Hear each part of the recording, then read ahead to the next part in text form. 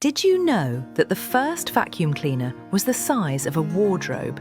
Yes, the earliest models were so big and heavy that it took 2 people to push them.